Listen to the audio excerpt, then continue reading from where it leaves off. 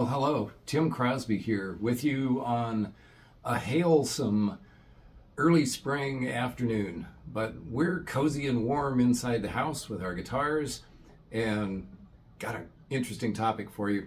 So, was asked several times here recently about bar chords, and I thought, yeah, that's a good topic. And the more I thought about it, the more I realized that another thing that everybody asks about, because every guitar player eventually runs into the dreaded F chord. And the two things are related.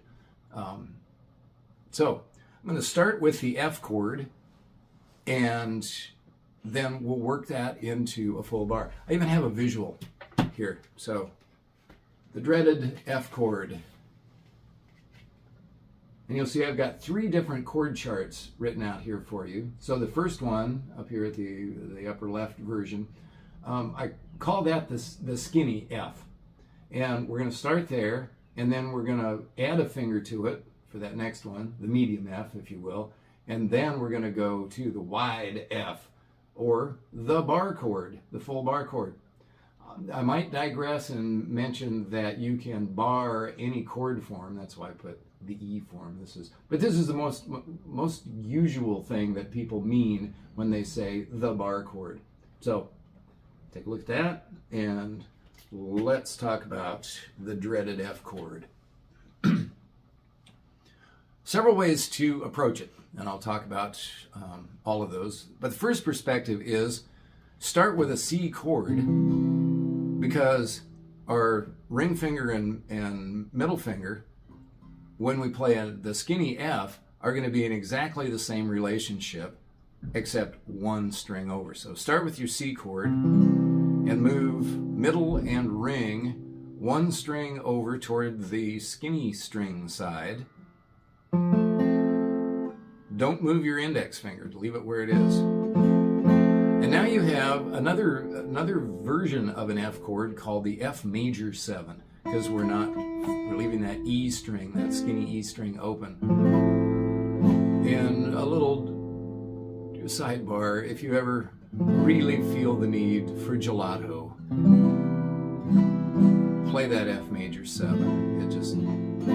And it has its uses, but we're not going to use it right now, except for one thing.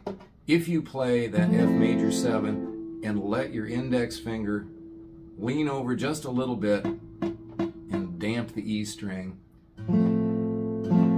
it can't be told from a regular F chord, but that's not where you want to stop. Here's where we're going to go from there. So the thing that makes the F chord the dreaded F chord is being able to play two strings, your first string and your second string, both with one finger at that first fret. At the same time, being able to get these other two fingers over here to play the other strings. So there's several things, several chalkstones, several stumbling blocks in your way of being able to do that. One is, if you just look at kind of standard chord charts, you can't tell what angle your fingers are coming at. You think, okay, I've got to come straight across there, and maybe you have been told or just naturally have your thumb up over the side, peeking up over the horizon on the other side. And how do you get those two? We can get those two strings down, but then these two fingers are all cramped up and they won't reach. I can't do it. And you end up like that. It's uncomfortable, it hurts, and doesn't sound right. So there are more parts to your hand and more parts to this chord than just your fingers. There's your thumb, really important. So when we're playing the F chord, you got to keep your thumb hyperextended, hitchhiker's thumb. Don't bend it this way, okay? Bend it that way. And it should not be peeking up over the horizon on the thick string side, but rather it comes around behind so that it's right behind where your index finger is. So it's kind of like you're making a shadow puppet duck. So your thumb is right behind where that index finger is, and you can get those two down. There's more to it. You're not going to be playing these, you're not going to be putting your finger on the strings with the flat part, the fingerprint part of your finger, but rather you're going to roll your hand a little bit to the side and play on this outside edge. Is that outside or inside? Out, whatever.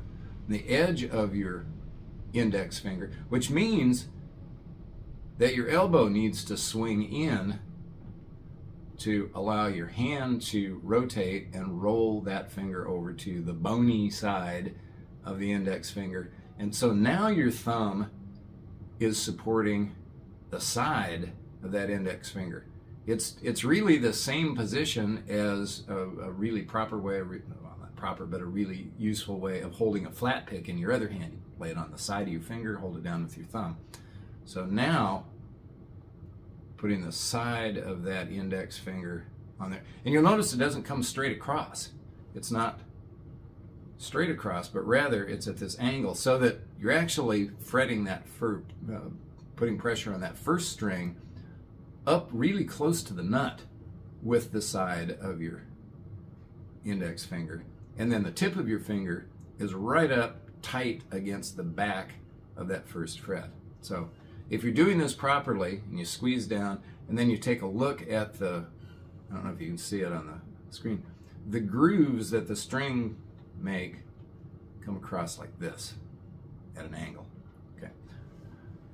What this does, it allows then your middle finger and your ring finger to reach over to the third and the fourth string at the second fret and at the third fret. And here again, it's not square on and it's not right on the tips of those fingers, but rather it's on the corners of those fingers. So everything's coming in kind of at an angle to get that skinny F played on the four strings. Stay away from those two strings mostly when you play this chord. And now you have a good solid F. You can use it. This is not just a stepping stone. This is a useful chord in and of itself. So don't think that, oh well, this is still baby steps. No, you're going to use this for the rest of your playing life. But you shouldn't stop there either. So the next step is get the medium F, and that's to take that ring finger and hop it over one string to the thick side on that fifth string, third fret, and then you're going to put your pinky where your ring finger used to be. And now you've got 5 strings involved in playing this F chord. Same thing applies. You still have to keep your elbow kind of swung in, your hand rotated, your thumb, hitchhiker thumb, supporting the side of that index finger. And it's, as far as where it is on the back of the neck, I can't quite contort to show you on the camera, but I can just tell you, your thumb probably will be a little bit past the center line of the back of the neck. So it's way around here for this one. Okay, so there's that one. So now you're ready. Once you've kind of got this in hand, you're ready to go for the full bar, the whole enchilada, the wide F. Now what we're going to do, these 3 fingers are going to stay where they were. They're going to be their position forever and ever. And you're going to stick that index finger out, because now instead of fretting these first 2 strings with the tip part of your finger, we're going to move it down to the space in between your big knuckle and your middle knuckle, right there. And again, your hand is rolled over to the side, so you're kind of on the bony outside of that finger. And you're going to play those 2 strings with that part of your finger.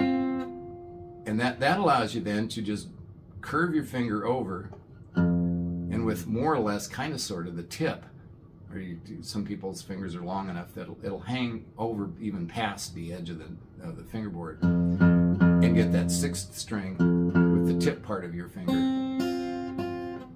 Those middle strings, doesn't matter. I mean, you'll look at a chord chart sometime and you think, you mean I have to push all 6 strings down with that finger? No, you don't. I thought so for years. My hand would cramp up. It's a lot of work. It's just these 2 strings and that string, because these other 3 fingers are going to stop the those 3 strings in the middle. So you've got, and it takes a little bit of fussing. And there you have the bar chord. Now here's the thing about this. This is F, so now you've tackled the dreaded F and you've got it all the way to the wide version, the wide body version. And now you're closing all 6 strings, which means that you can move it anywhere on the neck. Here's what you got to know for that. The root note of this chord form, the E form, is the 6th string. Here's an interesting thing. You probably noticed this already. If you move it back 1, and you take the bar off, you take your index finger off, what does that look like? It looks like a regular E major chord. So you start with an E major chord, substitute fingers, so you're playing that same chord shape with 2, 3, and 4. Move it up 1 fret, put the bar in behind it, and now you've got an F. So you'll want to learn the names of the notes on that E string. E, F, G, A, B, C, because F, G, A, and so forth. So there's the dreaded F chord, there's the bar chord, and let's get some little tidbit leftover things.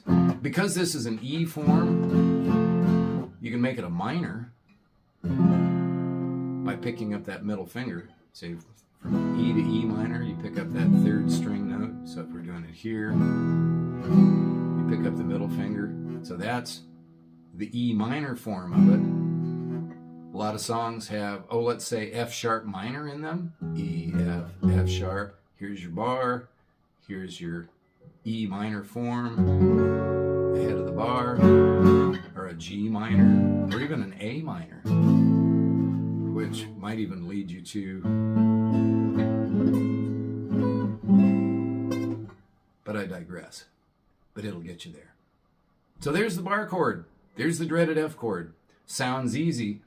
Keep in mind, however, this is a long-term project. You probably won't get it in 2 10-minute sessions. But keep at it. Do it little step by little step. There are some details that I really don't have the words to describe. You know, the angle of your elbow, the angle of your hand. But these are the basic principles that will get you there. And, well, if I started on a new topic, it would go on and on. So I won't. I'm Tim Crosby. I'm really glad you were here.